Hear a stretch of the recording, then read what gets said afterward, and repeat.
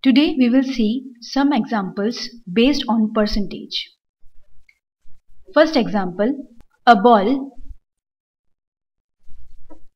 drops from a height of 4,802 meters. Thereafter, it bounces every time to a height which is 14.28% less than its previous height.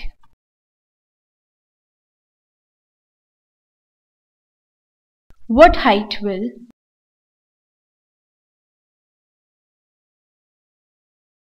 the ball reach on its fourth bounce?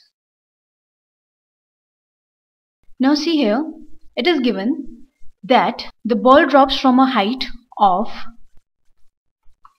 4,802 meters. Now every time it bounces, it decreases its height by 14.28%. Here the things which is to be noted is that 14.28% is equals to 1/7 in fraction. So instead of calculating 14.28% of this height, we are going to calculate 1/7 of this height. Now every times when the ball bounces, it decreases its height by 1/7, or we can say it rises to its height which is less than 1/7 of its original height. So we can say the ball rises, first we can say that the ball is rising up to a height which is 6/7 of its previous height. Here you can say it is being decreased 1/7 of its original height. So the remaining height will be 1 minus 1/7, that is 6/7 of its original height. So we can say on the fourth bounce, the ball will reach a height which is equals to 4,802 into 4 times 6/7. Each time it bounces, its height remains 6/7 of its original height. So first time when it bounces, the height will be 6/7 of 4,802. Second times it will be 6/7 of the 6/7 of 4,802. In the third time again we will multiply it by 6/7, and in the fourth time again we will multiply it by 6/7. So when we calculate it, it comes out to be 2,592 meters. So the height after the fourth bounce will be 2,592 meters. Next example, a man spent 75% of his income. If his income is increased by 20% and he increases his expenditure by 10%,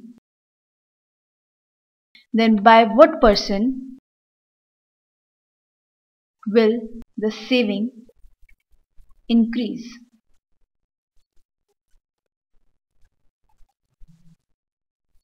Now let us assume that his initial income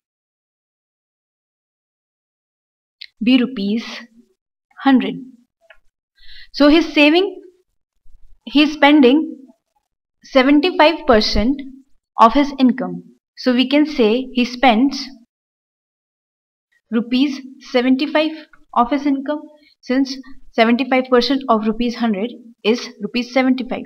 So his savings will be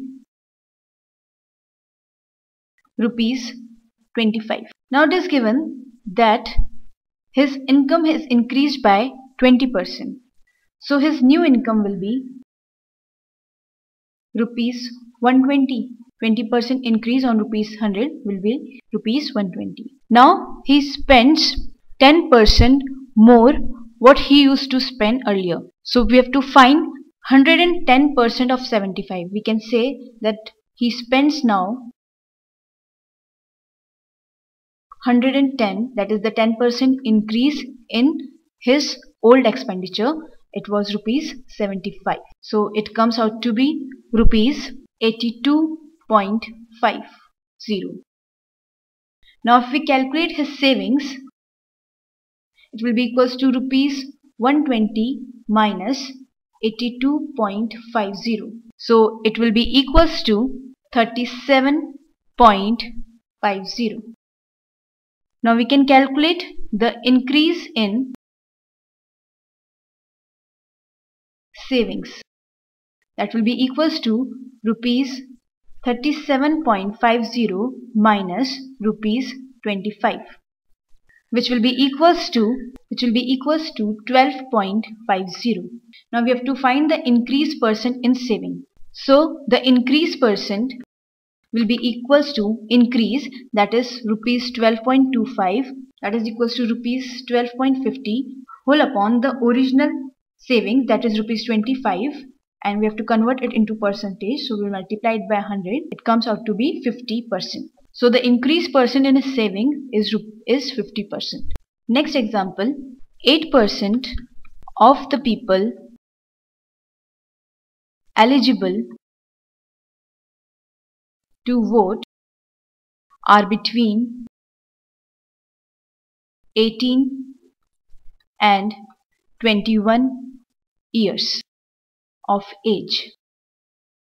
In an election,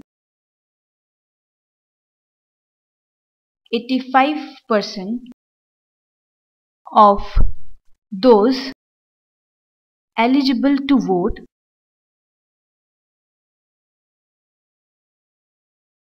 who were between 18 and 21 actually voted.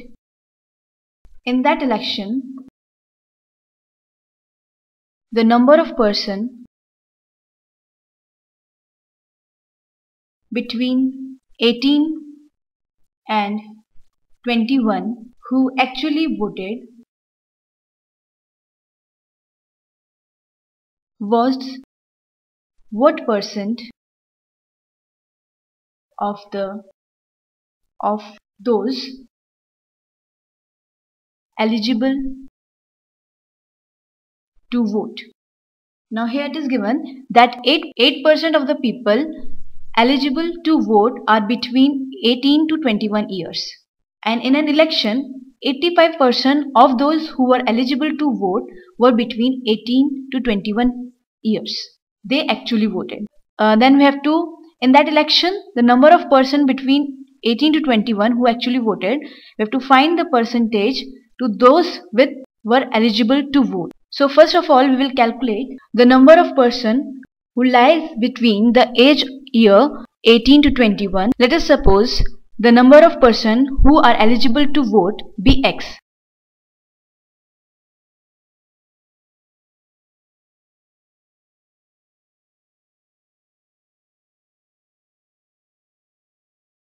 Here we are given that 8% of the vote eligible person who can vote are between 18 to 21 of years. That means we can say कि जो लोग 18 to 21 year के बीच में लाई करते हैं वो total persons जो कि एलिजिबल है वोट देने के लिए उसका 8% है. So we can say that the number of eligible person between 18 and 21 of year is 8% of X. And it is also given कि in an election those who voted, out of that 85% are between the age year 18 to 21 years of age. So we can say that 85% of the actually person lying between 18 to 21% is equals to number of person between 18 and 21 who voted is equals to 85% of that 8% of X. यानी हम कह सकते हैं कि 8% तो वो लोग हैं जो कि 18 to 21 ईयर्स के बीच में लाई करते हैं, जो कि एलिजिबल हैं. X टोटल हमारे पास एलिजिबल लोग हैं जो कि वोट कर सकते हैं. उनका 8% वो है जो कि 18 to 21 ईयर्स के बीच में लाई करते हैं, और उनके भी 85% लोगों ने वोट दिया. यानी कि जो 18 to 21 ईयर्स के बीच में लाई कर रहे थे उनके 85% लोगों ने ही वोट दिया. तो ये वो अमाउंट है जो कि 18 to 21 ईयर्स के बीच में लाई करते हैं एंड एलिजिबल टू वोट हैं. एंड इसका जब हम 85% निकालेंगे तो हमारे पास वो लोग आएंगे जिन्होंने एक्चुअली वोट दिया और वो लाई करते थे 18 to 21 ईयर्स के बीच में. So it will be equals to 85 upon 100 of means multiplication 8 upon 100 into x. अब ये वो नंबर है जो कि 18 to 21 ईयर्स के बीच में लाई करता है और जिन्होंने वोट किया. हमें फाइंड करना है कि ये कितना परसेंट है एलिजिबल लोगों के वोटिंग का. तो एलिजिबल पर्सन जो थे वो x थे, तो हम इसका फ्रैक्शन निकालेंगे पहले एलिजिबल लोगों के साथ और उसको परसेंटेज में कन्वर्ट करने के लिए हम उसे मल्टीप्लाई करेंगे 100 से. So we can say that the required percent of the persons who lie between 18 to 21 of age and who actually voted with respect to the total eligible person who can vote is 85 upon 100 into 8 upon 100 of x whole upon x into 100. Now if you calculate it, it will be 85 upon 100 into 8 upon 100 and x will get cancelled by x and into 100. So 100 will cancel by 100. So it comes out to be 6.8%. This was the percentage of person who actually voted between age year 18 to 21 with respect to the total person who were eligible to vote. Next question is, in some quantity of ghee, 60% is pure ghee and 40% is vanaspati.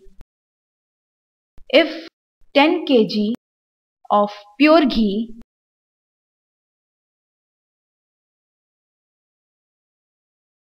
is added, then the strength of vanaspati ghee becomes 20%. Then we have to find the original quantity of ghee. Now first of all we will try to understand the question. Here it is given, in some quantity of pure ghee, in some quantity of ghee 60% is pure ghee and 40% is vanaspati. That means जो भी घी हमारे पास available है उसमें pure quantity of घी तो 60% है और वनस्पति घी 40% है. If we add 10 kg of pure ghee to that ghee, the strength of vanaspati ghee becomes 20%. Naturally, if we add 10 kg of pure ghee, the percentage of vanaspati ghee will reduce. So we have to find the original quantity of ghee. So let us assume, let the original quantity be x kg. Now this x kg contain 60% of pure ghee. That means 60 upon 100 of X will be pure ghee, and 40% will be the vanaspati ghee. So this will be the amount of ghee, pure ghee and vanaspati ghee in the X kg of ghee. Now we have added 10 kg of ghee to this amount. So the total weight of the ghee will be X kg plus 10 kg. Now in this total amount, 10 kg ghee is the pure ghee which we have added to X kg of that mixture of ghee, और नई quantity बन गई है 20% of the वनस्पति. तो हमारे पास वनस्पति घी था 40/100 kg, और क्योंकि हमने प्योर घी ऐड किया है तो वनस्पति घी की क्वांटिटी में कोई फर्क नहीं आएगा. उसकी quantity X/10 kg X + 10 kg में 40/100 ही रहेगी, और इसकी परसेंटेज टोटल घी में 20% हो जाएगी. So we can say that the percentage of vanaspati will be equals to the amount of vanaspati ghee present in the total quantity of ghee, that is 40/100 X, and the total quantity is X plus 10 kg, and to convert it into percentage we will multiply it by 100 and it will be equals to 20%. So since we have converted it into we have multiplied it by 100, so it will be equals to 20 only. Now if we cross multiply, first of all we can cut the zeros here, and by 2 we can cancel it. It will be 2/5. So we can write 2/5 X whole upon X plus 10 will be equals to 20/100. We can cancel it. So 2x/5x plus 50 will be equals to 1/5. On cross multiplying we will get 10x is equals to 5x plus 50. So 5x will be equals to 50 and x will be equals to 10. So the original quantity of ghee will be 10 kg. Next question. Due to an increase of 30% in the price of eggs, 3 eggs less are available for rupees 7.80. So we have to find the increased price per dozen. यानी कि 30% price में increase होने की वजह से अब हम 3 eggs कम ला पा रहे हैं 7.80 पैसा में, 77 रुपीज 80 पैसा में. So we have to find how much price has been increased per dozen. Let us assume, let the original price per egg be rupees X. Now अगर ओरिजिनल प्राइस X है तो हम फाइंड कर लेते हैं कि number of eggs which come in rupees 7.80 at the cost price X rupees per dozen. So X rupees per egg. So it will be equals to 7.80 upon X. Now the price has been increased by 30%. So the new price will be 130 upon 100 of X. Now the number of eggs which can be brought in rupees 7.80 will be 7.80 whole upon 130 upon 100x. अब क्योंकि price बढ़ गया है तो हम number of x जो कि कम ला रहे हैं वो है 3. यानी कि अगर हम इसको मान लें n2 and original number of x जो कि हम एट द रेट x पर एग ला रहे थे उसे हम मान लें n1. So we can write that n2 minus n1 is equals to 3. That means इस बार हम 3x कम ला रहे हैं, तो पहले हम 3 ज्यादा ला रहे थे तो उसमें से so we can say that n1 minus n2 is equals to 3. That means पहले हम जो नंबर ऑफ x ला रहे थे और अब जो ला रहे हैं उनमें डिफरेंस है 3x का। तो पहले नंबर ऑफ x थे 7 रुपीज 80 पैसा अपॉन x और अब नंबर ऑफ x हैं 7 रुपीज 80 पैसा upon 130 upon 100x which is equals to 3. So it will be equals to 7.80 upon x minus 780 upon 130 x is equals to 3. 130x is equals to 3. Now the LCM will be 130x. So here it will be 1014 minus 780 is equals to 3. Now if we cross multiply it, 1014 minus 780 is equals to 3 into 130x. So it will be 234 is equals to 390x. So x will be equals to 0.6. That means original price of per egg is rupees 0.6. Now we have to calculate the number of eggs per dozen at the new price. So it will be equals to 12 into 130 upon 100 of the original price, and we have multiplied it by 12 since we have to calculate for the per dozen. So it will be equals to rupees 9.36. That means the new cost price per dozen of eggs is rupees 9.36 paisa.